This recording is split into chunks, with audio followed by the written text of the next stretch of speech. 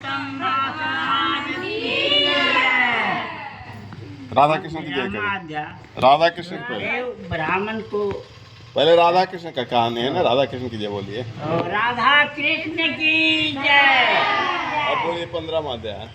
15वां अध्याय। सुखदेव ब्राह्मण को वरदान की प्राप्ति। वाल्मीकि ऋषि कहने लगे कि इस प्रकार विष्णु की स्तुति कर ब्राह्मण सुखदेव हरि के आगे बैठ गया। कथा सुन तब भगवान ऐसी स्तुति सुन मेघ के सामने गंभीर वाणी में बोले, हे बचस, तुमने बड़ा घोर तप किया। दीपक में खाली घी ध्यान रखना। हो इच्छा हो बर मांगो। सुखदेव बोला, हे नाथ, जो आप प्रसन्न हुए हैं तो मुझे श्रेष्ठ पुत्र प्राप्ति का वर दीजिए।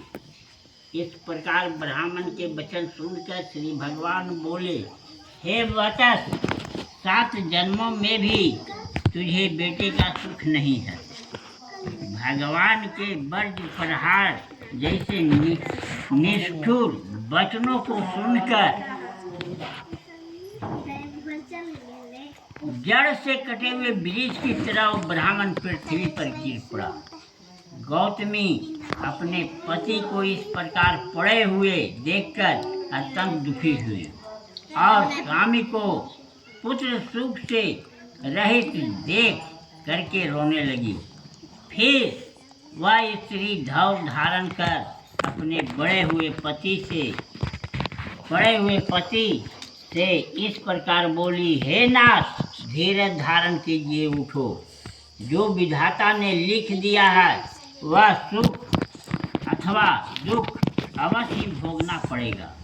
इस प्रकार उस स्त्री के तीव्र शोक से युक्त वचन सुनकर दुख से कांपता हुआ गरुड़ विष्णु भगवान से कहने लगा, हे हरि, आप इस शोक सागर में डूबी हुई ब्राह्मणी को देखिए।